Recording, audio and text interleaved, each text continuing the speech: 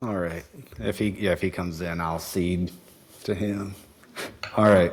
Let's see. Call the meeting to order at 5:34.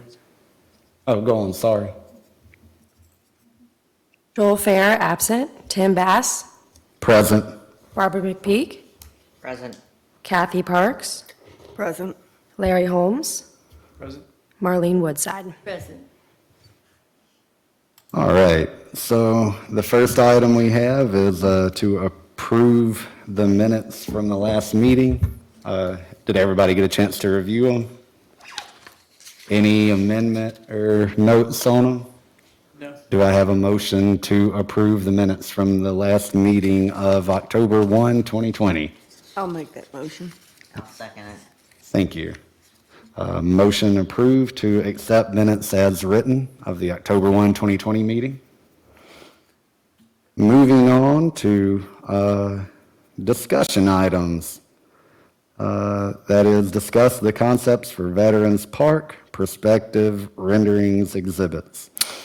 Yeah, so if you're okay with that, I'd like to take a couple minutes of your time and walk you through these different renderings. Let me start by saying that we have a public survey out right now. Mind if I sit here, Molly? Okay. Molly put together a survey online asking the public to vote on which version of the park they like best. If you guys remember, or you may not, this was well before COVID, City Council, specifically with Councilmember Kellum leading the charge, wanted redevelopment of Canaveral City Park. About 3 or 4 years ago, it was in the budget appearing as Whimsy Park, and they were going to put some whimsical features as part of a redevelopment, and Councilmember Kellum said, well, rather than just whimsically designing a park, why don't we expand, honoring veterans? And so this process went on for almost 2 years of us gathering input, and the first phase was an online survey asking people what elements they would like to see there. And people commented on many different things, something as simple as a playground, ways to honor veterans. There was just a lot of different elements people wanted to see there. Improved accessibility to the park, better signage. So all that input was taken into consideration and sent to architects, who then came up with 2 different versions of redevelopment for the park. We took those 2 versions and did the rounds with at the VFW, at the American Legion, and and here we did. Thank you, Molly. I'm like, there's one meeting, and here. Unfortunately, they didn't get the best attendance, but we did get a really good attendance at the American Legion because we combined it with a special event they were having, and so we got a lot of good input there. But Larry, you were there at the VFW and provided amazing input as well. So, hey, we all take credit for our. But it was all great input, and it was taken into consideration, and so that's what you're seeing now. It's the end result of a year and a half worth of input as to within the budget that we have, which is around $400,000, how can we bring redevelopment to this park? And we're going to hopefully phase it over 2 years, okay? And so I'll walk you through some of the features that people commented on, and then we'll take a kind of a walk through it. Are you guys all familiar with Veterans Memorial Park as it exists? Yeah? Okay, good. So as you know, the northern part of the park is already somewhat developed, and the southern portion is not. All we have in the southern portion is a chess set that we unlock when people request it unlocked. So some of the suggestions that came to us were, first of all, a better way of memorializing people, right? So how can we pay better homage to some of those that served? And right now we have a memorial program where you can buy a plaque for a tree. You could just get a tree and you can get a bench. But here, we're expanding that concept into two different things. Bricks around the Pentagon, and some banners on posts. And so you'll see a couple different examples of that.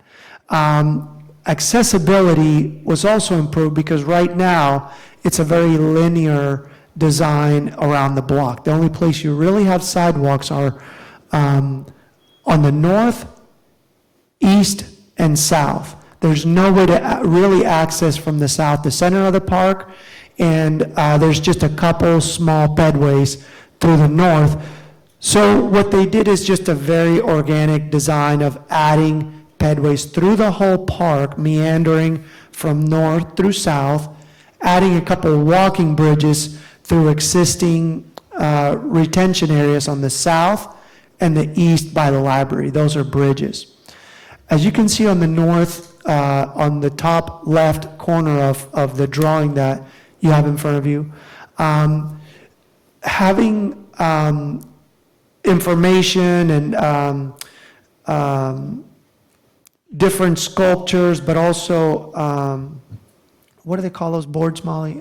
Interpretation boards throughout, describing some of the different wars and different services that, just different interpretations, and Molly will be a big key in making that information happen as to what goes in interpretation throughout the whole park. Obviously, improved landscaping. At the bottom, they created a heroes playground. And the concept behind a playground, many parents wanted a playground, but we wanted a place that was obviously had something to do with challenge and empowerment. And, rather than just swings and a slide, we wanted something to challenge kids and to boost their self-confidence. So those are the kind of elements that are being considered. Nothing that's going to make noise or, because we still want this place to be somewhat of reverence.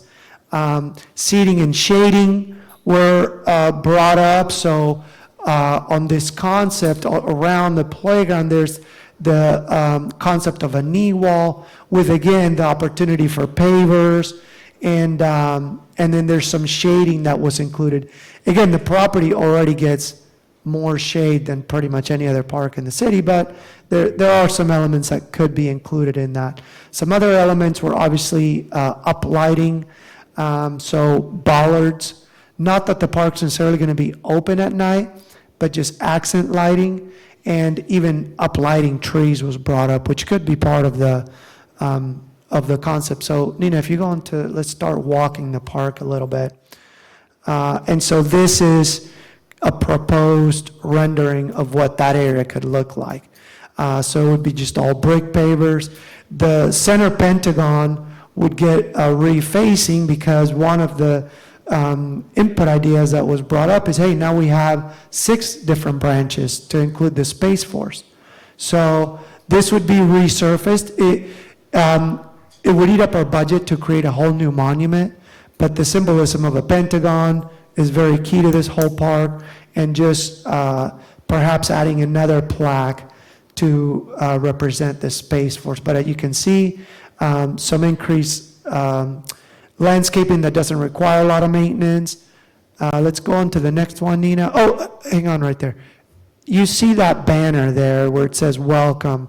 That's another opportunity for honoring veterans. There's a program where you can get a loved one that you know who served on a banner. So that would be another program that would be brought into the park, is a pole banner program for memorializing veterans. So that's part of the Heroes Playground idea there.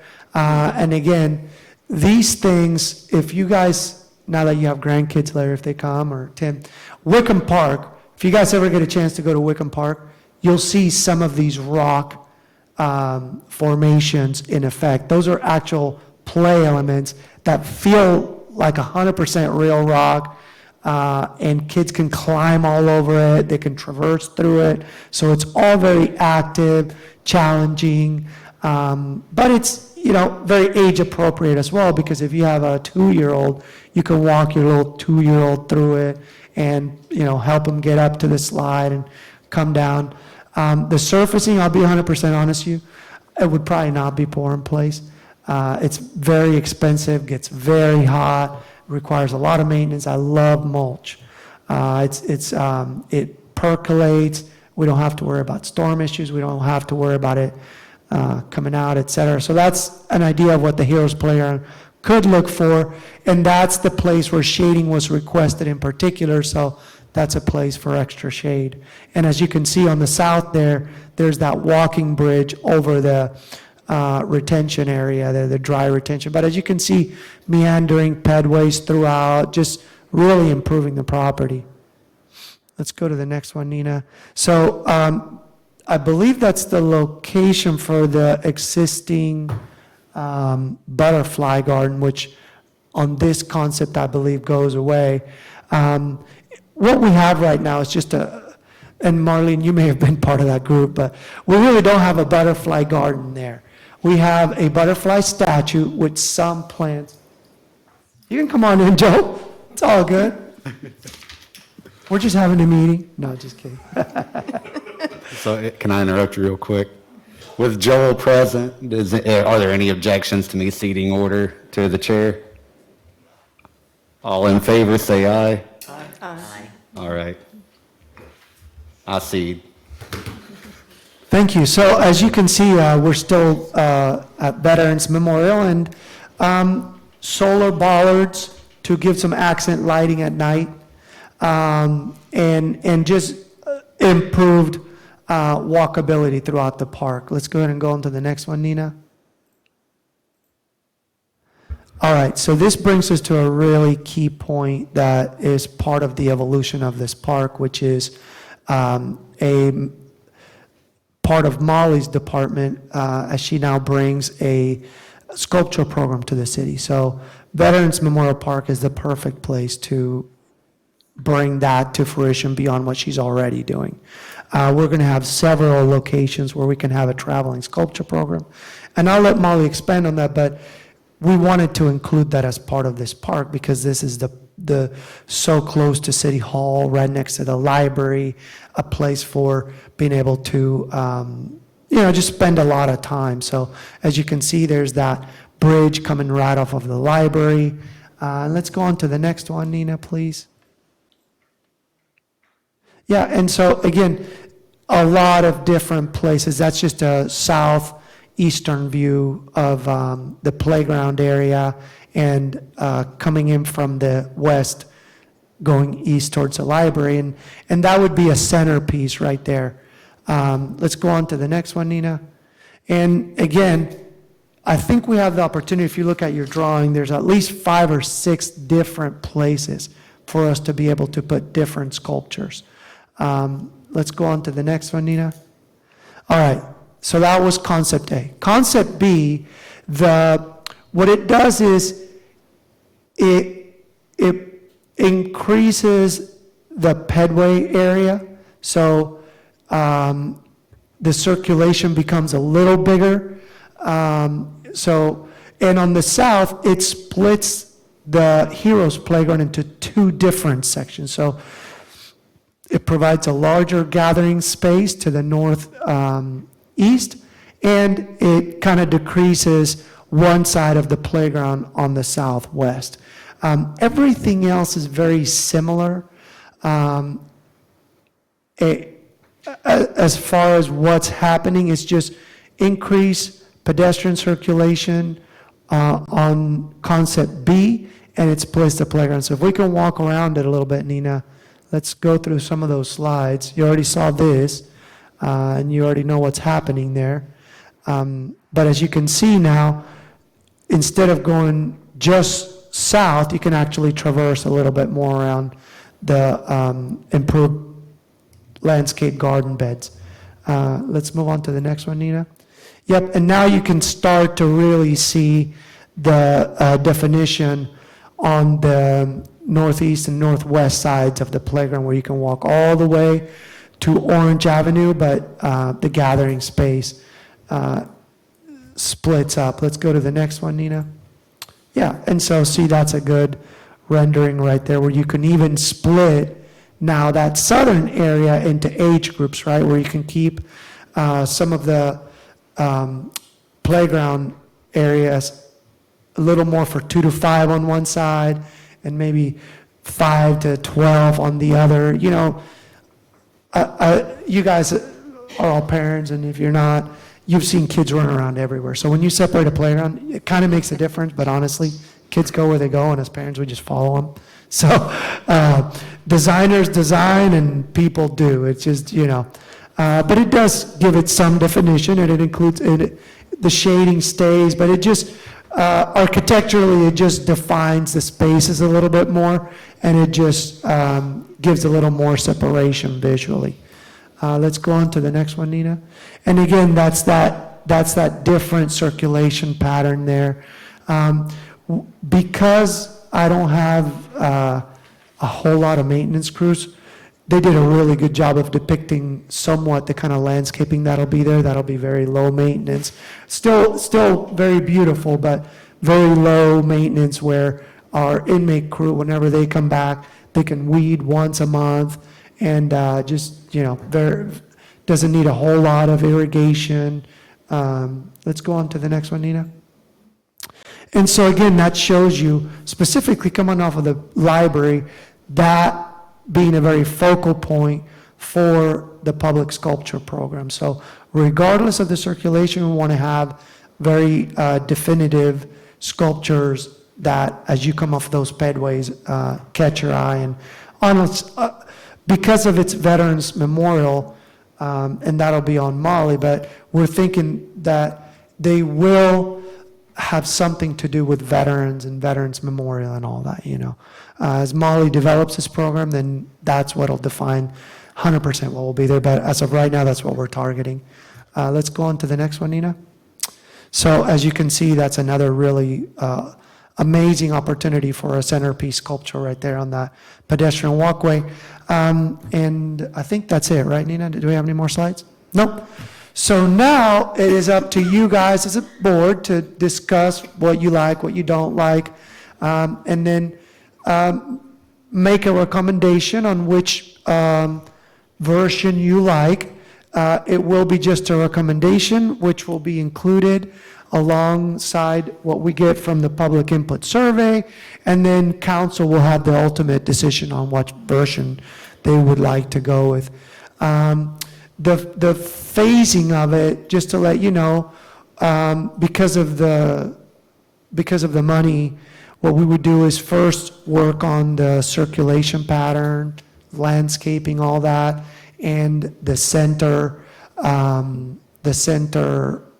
monument, improving all that. That would pretty much eat the first 200 grand of the budget. Then we have another 200 for the following fiscal year, which then would bring in the playground, those elements, and the sculpture program, and lighting and all that. So, and if you have any questions, I'll be happy to answer them, but now it's on you guys. So I have a question with regard to the sculpture program, and that, has there been any thought about how to secure the structures so that we don't get like what happened at the library to the fountain, any kind of vandalism or anything? I was just, for rotating, you want to have access to it to rotate it, but we want to make sure that we don't wind up in a negative appearance situation. The good thing about the sculpture program, as I created it, is the fact that we're paying our artists that get selected a $2,000 honorarium, and at the end of the 24-month exhibition, they take it home with them. If in the meantime it gets damaged to the point where it's unsightly or dangerous, it will be removed and they will have to come and pick it up. Okay. It's part of their contract that things need to be made out of solid construction, they need to be made out of safe construction, and they also need to take into account that if it's metal, it's going to rust. So, Okay. and that'll be part of the selection process and weeding it down. All right. Thank you. I tell you, seeing it in pictures really improves it. It was hard to imagine when you just laid out those roles and said, hey, we could do this, do that, but actually seeing with grass and trees and stuff like that. Either one is spectacular. I mean, it's a vast improvement over whatever's out there for me.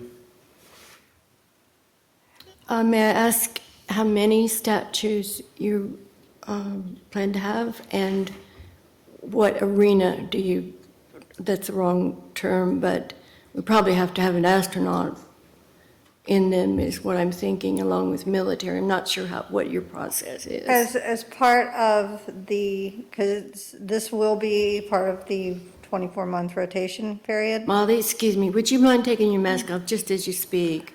I can't This will hear be, you. this will be part of a 24-month rotation period, and I can explain that I can explain the sculpture program a little bit more in detail when we get to that point. But everything, regardless of whether we put them there or at Canaveral City Park or at the intersection in front of Cumberland Farms, wherever a sculpture's going, it's going to fit where it's going into. So I don't want to get too far into limiting the creativity of artists I haven't met yet, because whatever is submitted based on the current plan has to be something that's already created. It's not something that we are commissioning because we are not purchasing it. It is their art, it is on loan, and I see. it will, if it's going in Veterans Memorial Park, it will be of a patriotic nature, but I can't get into the weeds of what it will actually be yet because we aren't quite there. I think you said 6 spots? Yeah, about there, yeah. About there, because when I initially developed the sculpture program in 2016, we had identified 5 different locations, and those locations shifted a little bit when we lost a fountain at the library, but that actually proved to be kind of a perfect occasion to slowly roll this out. We can get feedback, we can go through the process of selection, we can get the artist community support. It'll be somewhere that every age group in our city is going to be able to see, from young to old. And it's also, when I was over with Leisure Services, Gustavo constantly had to work on that fountain because it was a closed system. And for whatever reason, whether it was evaporation or people watering the butterfly garden, when you take water out of it, it dries up and it creates a maintenance issue. And it was constantly getting the motor burned up and all that. So a 2-year installation for a statue that gets replaced and refreshed every couple years is probably a better option, especially once I saw the price tag on that fountain. There are permanent statuary as well, right? There's your traveling sculpture, but it looked like there was also some permanent statuary. So I didn't know, were you asking about the traveling sculptures or the permanent statue? I'm sorry, I have trouble, I have good hearing, I really do. I All just right. can't hear. I'll good. talk into the mic. I can't take it off. I have a young child and Okay. we can't put him at risk. So, were you asking about the permanent statuary? Well, I wasn't sure, Or but now the that I traveling understand they're sculpture. permanent, or they're not permanent. Well, some of them are. That's why I was asking. Okay. There are some permanent statues, if I'm reading it right, that are, I mean, it looked like, I guess, is that correct? There are no permanent Not at this statues. juncture beyond what's already there. Because as of right now, Okay, I this- misunderstood then. I'm good. the sculptures will be part of Phase 2. So we still have at least a good fiscal year for Mo to work on that whole aspect. of- Okay, I just misunderstood the drawing. Yeah, that's a big job, Molly. Let me suggest that one thing as you go along, I think the brick idea is extremely good and allow people to buy a brick in memory of. I feel sure most of us, one time or another, have lost people during wars, and it would give an affordable way as opposed to other ways that cost a bit more.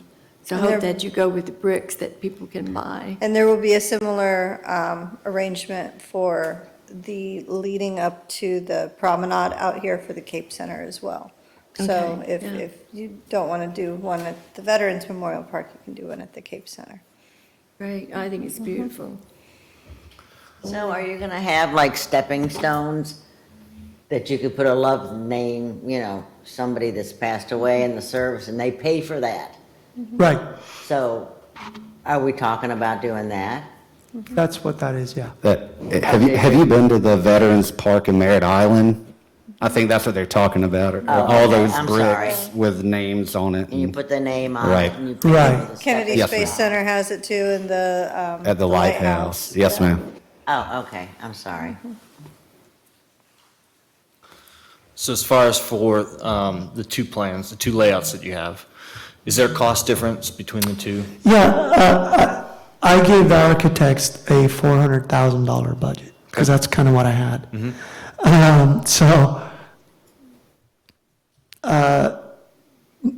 Not really, because the budget's the budget. Yep.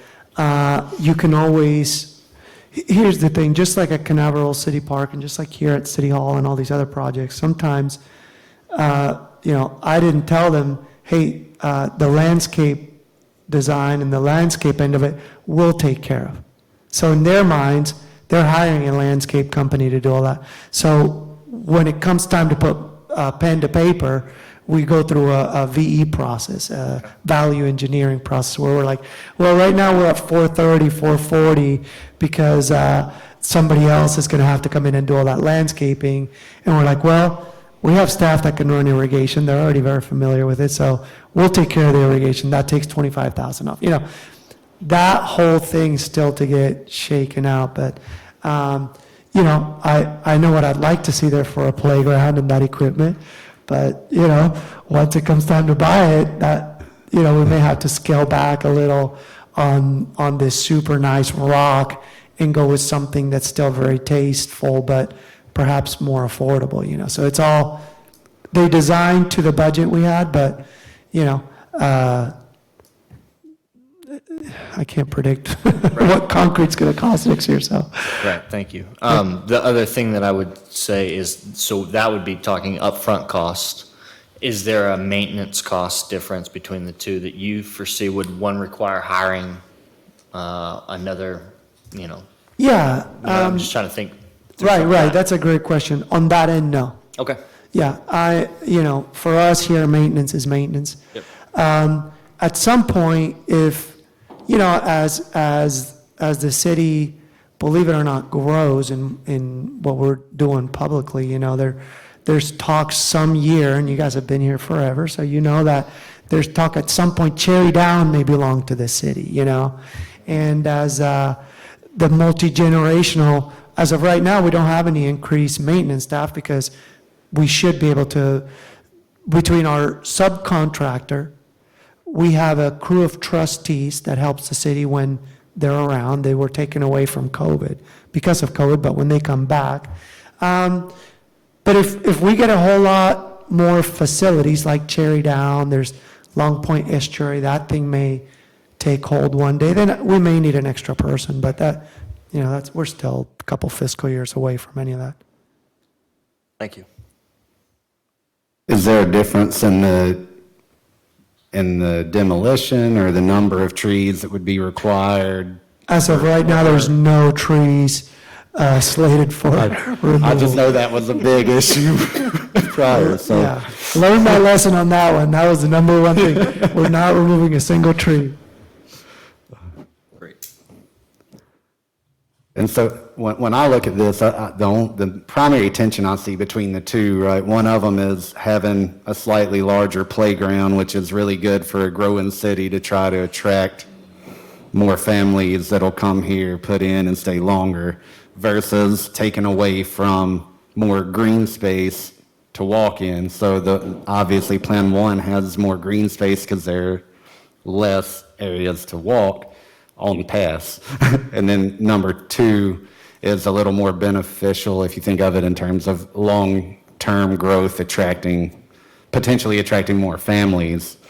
So I don't know necessarily, I'm not trying to say one's more valuable than the other, but to me, those are kind of the tensions, is one of them being potentially a little more peaceful, a little more natural, maybe a little more pay respect type homage, and one of them being more, let's celebrate the freedom the vets gave us. And you can play it either way, but seeing people play and run around the path is celebrating, or seeing all the nature and appreciating America is the other positive. So looking at these, I don't really see a bad way to go. I personally, I guess I like number 2 because of the future potential for the city.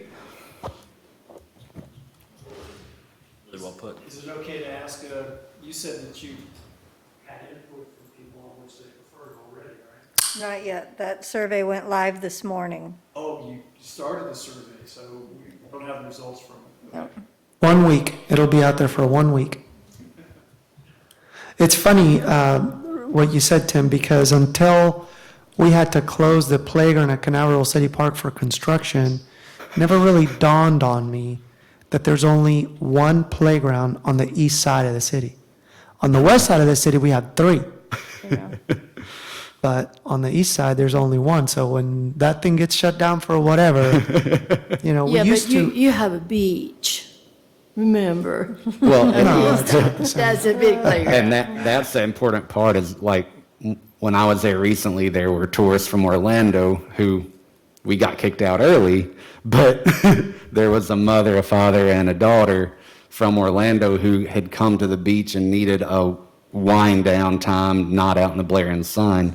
Because of the shade, they were able to go to that park fairly easy and didn't even have to move their car. They Right. could walk to it. So increasing playground is definitely a good thing for the city.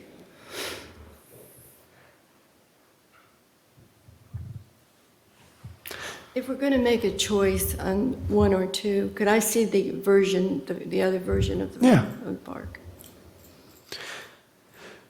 I like version 2. I do too, and especially the playground, because Kalani and I spent about 3 hours between Manatee and Banana River the other day. And she's 3 years old, she doesn't weigh 25 pounds yet.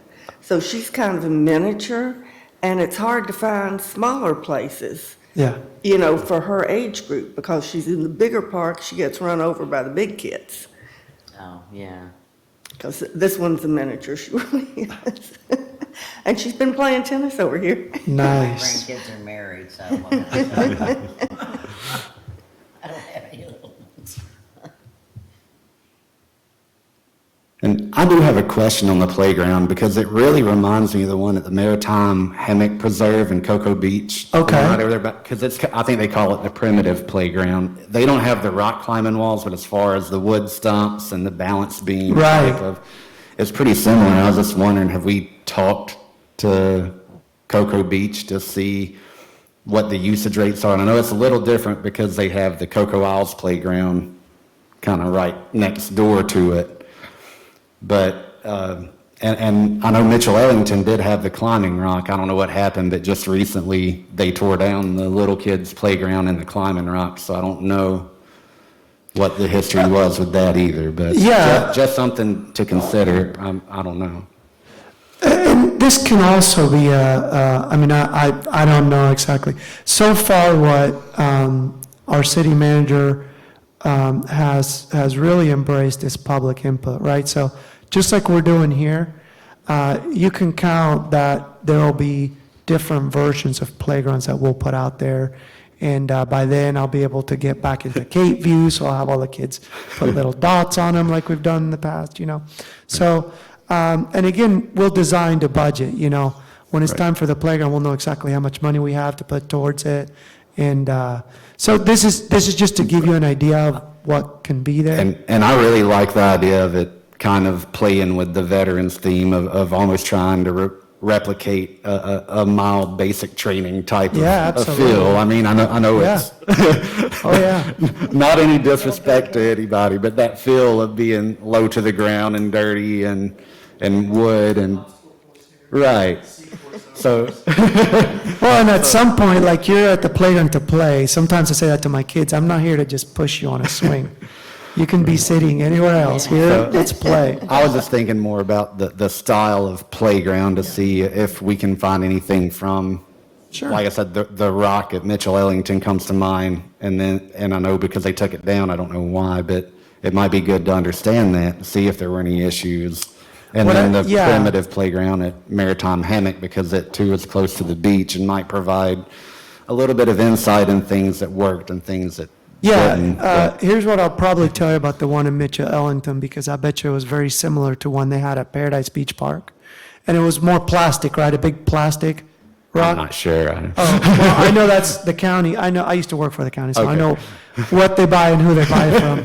And so the issue with the bigger rocks they had is whenever a handheld broke, they had to dig underneath, get under it to be able to fix it. Okay. Workers hated that. So this is a newer product, and they have it at Wickham Park. So that's the only reason I'm very familiar Sure. with this one, because the maintenance, there's no maintenance because it's like a rock. What I will tell you with the webs, and I'm very familiar with those as well, and now they're starting to make them in the U.S. The ones we have at Canaveral City Park are made in Germany, and so that has been a nightmare to every time we need pieces, because that they don't even make those anymore. That thing is pretty much obsolete. So I do have it as part of my redevelopment budget for this upcoming fiscal year to do that playground at Canaveral City Park as well, because it's sorely needed, you know. But yeah, believe me, maintenance is my number one thing to always keep in mind, because it's my poor guys, and you know, sometimes I doing stuff out there. And on the maintenance note, I know you said both of them, I think you said, were getting rid of the pollinator garden, but you were increasing the native landscape. And out of curiosity, were you planning on including the milkweed or the Eastern Beach sunflowers around Yeah. just to help? Because I noticed at the park over by Villages of Seaport, butterflies are That's crazy right. there. So it wouldn't really be getting Yeah. rid of it, it'd be spreading it out a little bit. That's right, and that's the closest thing we truly have to a butterfly garden. Right. This area gets so much shade, it's hard to get a lot of those flowers to bloom, like Wagner that gets full sun, and, you know, but yeah, 100%. Okay. And just the number of bridges are the same on both? Yes. 1 and 2? Yeah, That's what yeah, I the thought. connectivity stays there, So- yeah.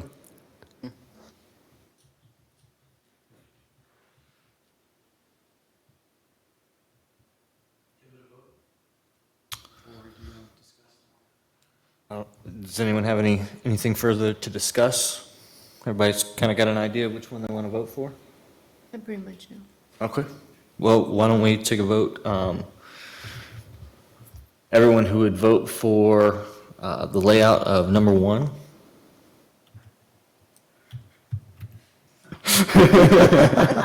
Crickets, Man, make it butterflies. easy. All in favor of layout number 2? Aye. Aye.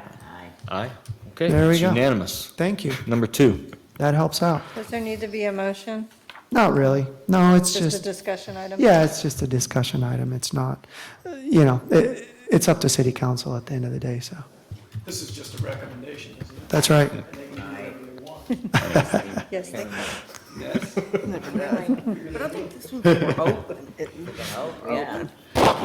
Thanks for the presentation. That was really good. Yeah, it was Appreciate very good. You're welcome. You ready for it?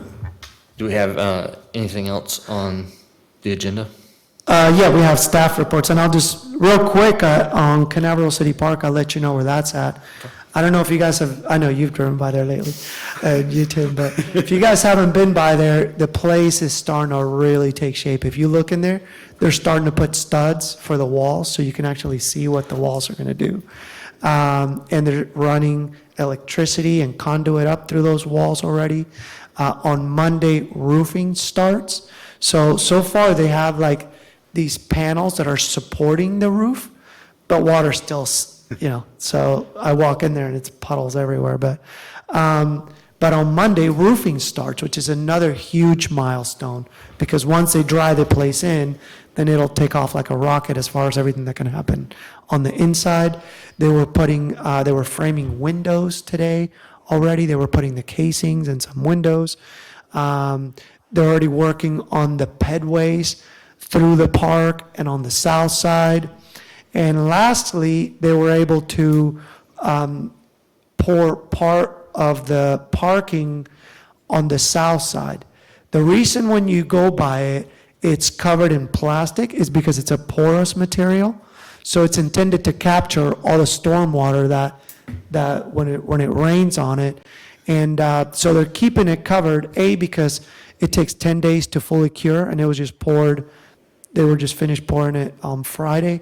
And B, they don't want sand and dirt to get in it. So by the time they finish all the paving, landscaping, all of it, they'll take that off, and then it'll be able to capture water. So that place is moving forward.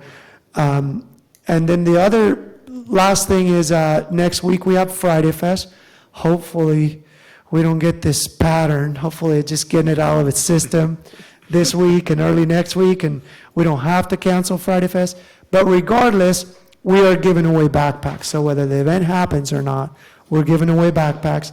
We had a lot of great community partners, to include a church in Cocoa Beach that dropped off boxes of supplies. Usually we would partner with the VFW and the Legion. This year, I believe only the VFW was able to donate a couple $100 towards it. But Cape View has brought over supplies. Their PTO is going to donate some money. And the local Presbyterian church is going to drop off supplies. The church in Cocoa Beach dropped off a bunch of supplies, so it's going to be awesome. And we expanded it to high school kids, where normally we would only do elementary kids from Cape View. Any Cape Canaveral kid, high school, middle school, or elementary gets a backpack. So, and if you guys have any questions about anything else, let me know, but that's, Not a max per family, right? no, not at all. Just to circle back, is there an opportunity to hold, just what you talked about with, if we were to shut down the playground at Sandpiper, is there any way to hold off on that until this playground's built? I mean, I feel like we're already working on some Band-Aids right now with that, but you know what I'm saying? Like, Yeah. how could you, just in your planning, figure out a way to keep a park open on the east side? And I don't know if that's even feasible, just with everything Yeah, that park needs, and how long it's going to take before you get to the phase where you're actually Right, building the right. playground. So Here's the beauty of how this thing times out, and I know it's, okay. Anticipated, we're hoping that, because if you know anything about construction right now, it is a minefield of just acquisition, period. You can't even get materials. That's why our roofing, we have to go with a Plan B, because the Plan A, they can't even get of what we had slated for the project. So, but if everything goes according to plan, yeah, we may not have a playground, but we'll have an MGF. And not only will we have an MGF, but we'll have a splash pad. Now, it's tough to get in a splash pad in February, but, right, yeah. But come, March, April, and May, it gets real warm, and so we'll time it like that, yeah. perfect. And you didn't mention where we're at with the multi-generational facility. Is it still same November, December timeframe of possibility of being done, January timeframe? I don't know what it was last. Yeah, I think originally they were intending for December. Okay. So a couple setbacks, like I'm saying, in acquisition has held them back. Totally understand. So I think they're, as of right now, is January. Okay. Awesome. Thank you. You guys ready for me? Yes. All right. I will start with the sculpture program.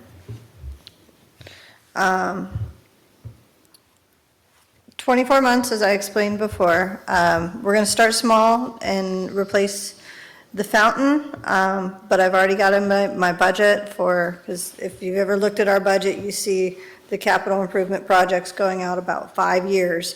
You'll see numbers in every slot. So the plan has already been blessed and approved at the retreat to expand the program. So I'm really hoping for a positive experience with the selection and the submissions, and I've already put the call out to the state. I've already put the call out to Brevard Cultural Alliance. So they're going to help me get the word out. We're not limiting this to a Florida or a Brevard artist. It'll be open to any artist that's willing to get it here for $2,000, because that is not negotiable. So the closer they are, the better off they are in that regard. Beyond that, Cape Center, very slowly and very quietly coming along. We're doing a lot of behind-the-scenes stuff right now as we prepare. We'll get the green light to start ripping stuff out on October 1. That's when we can actually, the budget begins, because we've got everything just on hold for that. A lot of work on just working out details on interior items, getting the programming and activity game plans in order. We're looking at artist residencies, and if you're familiar with artist residencies, they can go everywhere from here's a room and an easel to you can stay in my condo and live for 2 years and create whatever you want. So there's, obviously, we're going to be operating towards that other side, but it's going to have a lot of program opportunities for students. Where we're going to be working with the high school, because they have Brevard Public Schools has a high school internship program, so we'll get kids involved, and we're also going to be able to tap into all of the many universities that are around us, because they're all commuter schools. And one of the things that I had spoken with Marlene about when I was first kind of exploring the residency idea is during my undergrad, as I drove back and forth daily to Orlando, and for my graduate program, which was all done online because it was out of state, I didn't really have any volunteer opportunities that were here to really build my resume, to build my experience. I couldn't do that until I was done with school, because I had a mortgage and a job and a car payment, and I couldn't just drop everything and drive all the way to wherever else, because there was nothing here as a volunteer opportunity for me.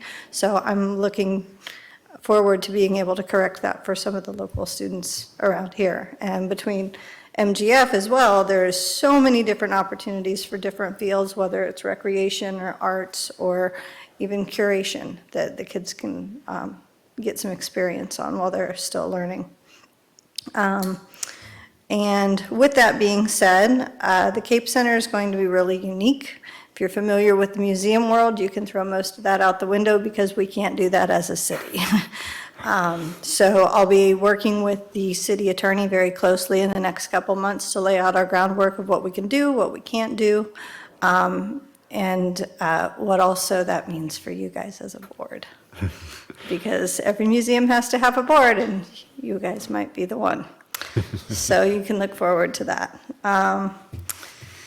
The survey that Gustavo mentioned, if you're on social media, it's on our Facebook, it's on our Twitter, it went out on Nextdoor, and it will also appear in the weekly update, so share it with your friends. And even if they're not interested in voting, at least they can look at the pictures and see what's being discussed, and if they want to provide input, they can do that through you, or they can, come to council or call Gustavo. Beyond that, the communications end of my department has been nonstop for what seems like an eternity now. Working with the clerk's office with messaging relating to the elections, working with HR and risk management in relation to hurricane season and continued COVID threats, working with the TPO and the FDOT to promote some of the changes and the ideas that they have for addressing our A1A issues. And we have a very small but happy victory to celebrate, is the TDC will be adding the words "city of" to all of the materials that they will be producing going forward when they're talking about Cape Canaveral. We're no longer Canaveral National Seashore, and we're no longer Port Canaveral. We are the city of.